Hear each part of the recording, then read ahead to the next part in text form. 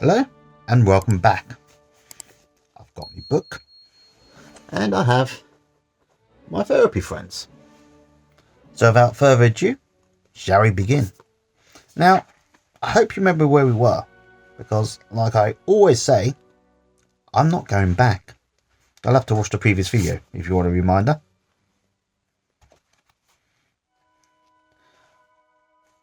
So let's begin. The constant bore. There is a type of bland individual whose recordings in the parent and child are so insipid that he intrinsically lacks the raw materials for a colourful personality. This most often expresses itself clinically in the person who has a vague depression, as in happiness is for other people. Now I feel slightly called out for that. I really do. But I shall continue, usually. Nose. Dodgy nose itchy there. Or simply is bored with his life. Sometimes I've felt like that. Not recently though. Recently I seem to have a certain spring in my step. His parents, however, were dull, inarticulate, and ambivalent. 3 very big words there, people. There was rarely punishment and rarely reward. There's little enthusiasm about anything. As a little person, he was not exposed to the excitement of an external world. He seldom had relationships with other children, and though he was a good boy in that he didn't cause particular trouble, he was not a child that anyone would notice. Really starting to feel called out here. His adult correctly perceived reality, but reality itself was dull. He may well have grown up to have an emancipated adult, but one that sees no positive value in reaching out to other people. This kind of value is generally first seen in the parent, if indeed it is a value of the parent. His personality is much like a computer. While others enjoy themselves at a party, he leaves for a magazine in the corner doing the only thing he knows how to do, sift data. If he ultimately comes to treatment, his question may be something like, isn't there really more than this? Though he is no problem to society, he is a problem to himself. His reality is limited in the same way that his reality was limited early in life. In a sense, Alfred North Whitehead's statement applies here. Moral education is impossible apart from the habitual vision of greatness. If moral is thought of in terms of a value system, and if not being a core or being interesting to other people, or being creative and productive are seen as positive values, this is clear that a person whose earliest impressions of life were dull will, unless some spectacular relationships appear, be dull himself. It is true there are other reasons for boredom and for being a bore. A little person who begins life with fast curiosity about why smoke goes up, why rain comes down, who made God and who made me, and who consistently is given pat answers that only add to his confusion and turn out later to be wrong. Eventually quits asking, quits exploring, quits being interested and begins being bored. His computer begins shutting down on faster areas of interest because the answers to his questions have only added to his confusion. This type of boredom is often evidenced among high school and college students in the setting of the church in which they grew up. Their boredom grows from the simplistic answers they frequently are given in the quest for truth, the inhibitions which are imposed on their following truth where it takes them, and the edict that they must choose between truth and faith as if these were mutually exclusive. Not all clergymen will give simplistic answers, yet unexamined dogma still persists as the rule in many religious communities. This will be further elaborated in Chapter 12, PAC and Moral Values. So how are we doing so far, people? Are you keeping up? Are you learning something? Shall we? Differences in the content of PAC. Now I will say PAC constantly. What it means is parent, adult, child. Just so you don't have to look it up. In the foregoing, we have seen how people differ by virtue of different structural arrangements of parent, adult, and child.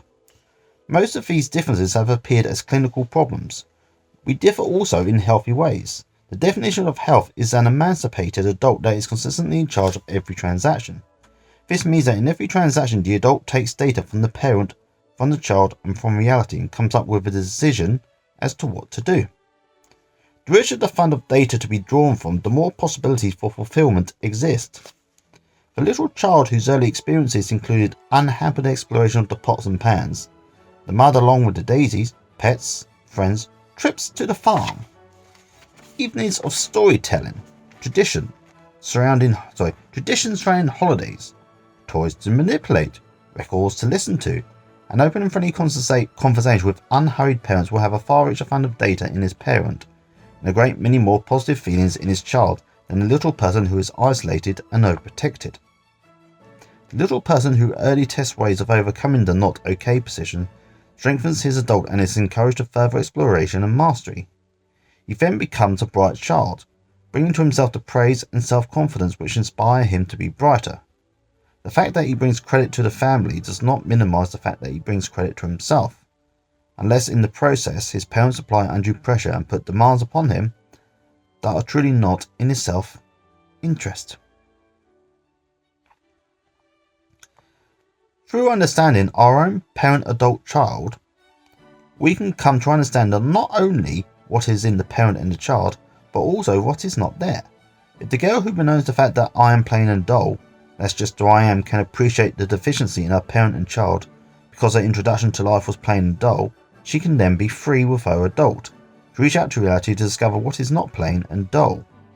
It may take her a while to catch up, and she won't turn into the life of the party overnight, but she can at least be helped to see that she has a choice.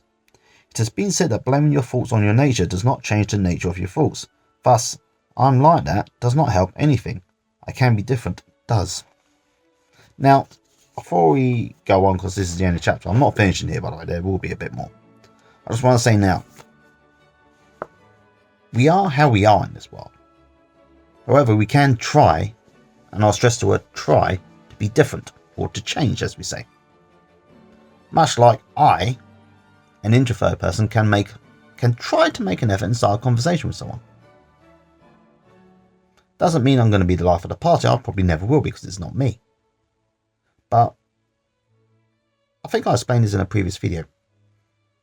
I think I called it take off your headphones and see what happens, or something silly like that anyway. And I explained how I decided to be different and ended up having a conversation with someone at a bus stop. It was nice.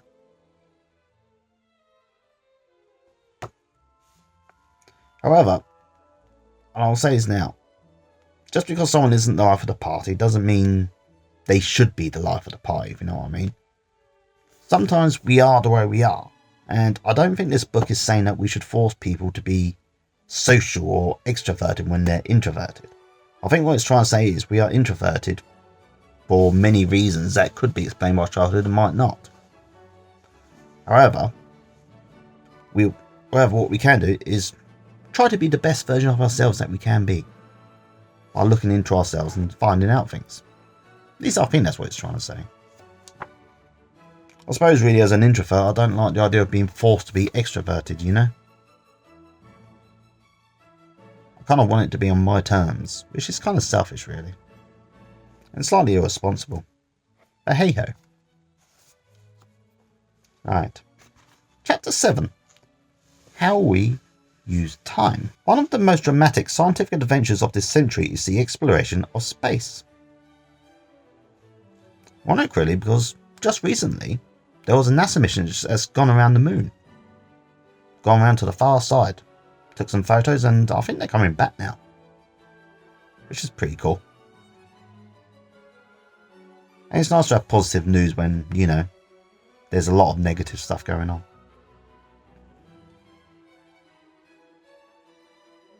Back to the book, by the way. We are not content to understand that it is infinite. We want landmarks, so to speak, platforms for our satellites or mathematical slots into which we aim our space vehicles. We want to comprehend space, to define it, in a sense, to use it. Now, ironically, this was written back in the 60s, which I think was, if I'm honest, if I'm correct, says copyright 1973, so it may have been early. So I don't know if that's this particular book or not. What does it say? Jessica 73. So this could have been written after the moon landings. I could have saw this book was written like in the mid-60s, which would be before the moon landings. Which does make this bit here a bit interesting. Back to the book. The other great cosmic reality is time. We may speculate about either end of our earthly existence. We may trust in immortality in the face of incomprehensible death.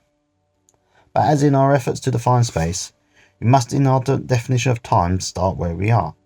All we can know is that man's average ration of time is 70 years. What we do with our known allotment is what concerns us.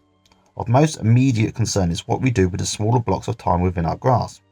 For the next week, the next day, for the next hour, this very hour.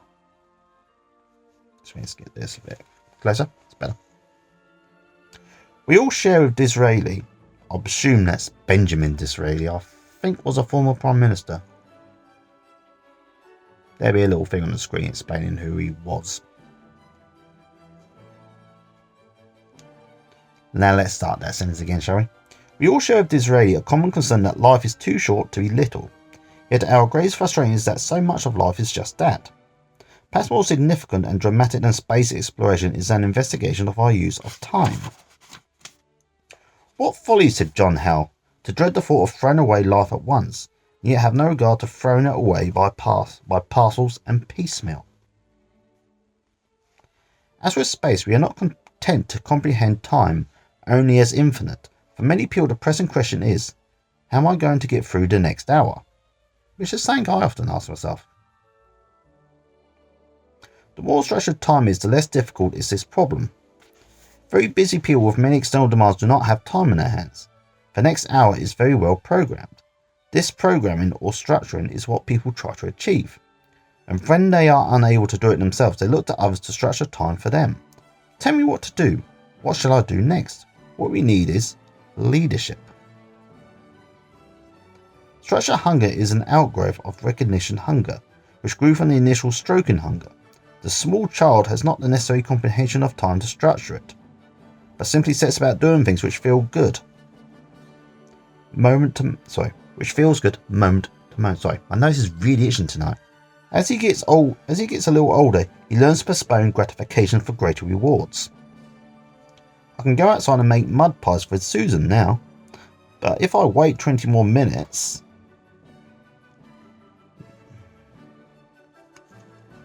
What's that?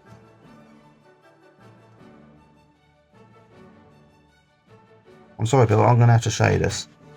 There's a bit in the book, see, look, it kind of just goes off, which is the same as I'm at. I'm trying to work out what it says. If I go, see, I can go outside and make mud pies, but if I wait 20 more minutes... Okay, I just worked out the words, so let's go back to this sentence, alright? I can go outside and make mud pies with Susie now. But if I wait 20 more minutes and keep my nice dress on, I can go to the shopping centre with Dad. This is basically a problem in structuring time. Which alternative will be more fun? Which will bring a greater reward? As we grow older, we have more and more choices. However, the not okay position keeps us from exercising these choices as freely as we might think we do. In our observation of transactions between people, we have been able to establish 6 types of experience, which are inclusive of all transactions. They are withdrawal, rituals, activities, pastimes, games, and intimacy.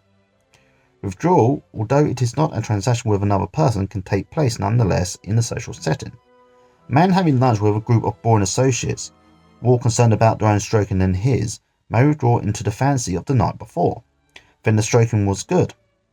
His body is still at the lunch table, but he isn't. Schoolrooms on a nice spring day are filled with bodies whose occupants are down at the swimming hole, shooting into space on a blazing rocket, or recalling how nice it was kissing under a wisteria. Whenever people withdraw in such fashion, it is always certain that the withdrawal keeps them apart from those they are with bodily. This is fairly harmless unless it happens all the time or unless your wife is talking to you. Or anyone else for that matter. Always try your best to listen when people are talking to you, even if you don't want to talk to them. always try to listen and be polite. A ritual is a socially programmed use of time where everybody agrees to do the same thing. It is safe. There is no commitment to or involvement with another person. The outcome is predictable, and it can be pleasant insofar as you are in step or doing the right thing. And what the hell is going on with my nose tonight? Itching. Sorry about that, people. There are worship rituals, greeting rituals, cocktail party rituals, bedroom rituals. The ritual is designed to get a group of people through the hour without having to get close to anyone. They may, but they don't have to. It is more comfortable to go to a high church mass than to attend a revival service where one may be asked, "Are you saved, brother?" Sexual relations are less awkward in the dark for people for whom physical intimacy has no involvement at the level of personality. There is less chance for involvement in throwing a cocktail party than in having a dinner for six. There is little commitment, therefore little fulfillment. Rituals like withdrawal can keep us apart. An activity, according to Byrne, is a common, convenient, comfortable and utilitarian method of structuring time by a project designed to deal with the material of external reality. Common activities are keeping business appointments, doing the dishes, building a house. No one does that now. Apart from, the big development companies. Writing a book, shoveling snow and studying for exams. These activities, in fact they are productive or creative, may be highly satisfying in and of themselves, or they may lead to satisfactions in the future in the nature of stroking for a job well done. But during the time of the activity there is no need for intimate involvement with another person. There may be, but there does not have to be. Some people use their work to avoid intimacy, working nights at the office instead of coming home, devoting their lives to making a million instead of making friends. And that, people, is where we're going to end it, because my nose, it will not stop itching, and you probably noticed from the cuts that I've been scratching it a lot. So I'm going to finish this here. I'm just going to keep this quick because my nose is itching right now and driving me absolutely bonkers. So I'd like to say now, I love each and every single one of you. Thank you for watching. And please take care of yourselves. Bye.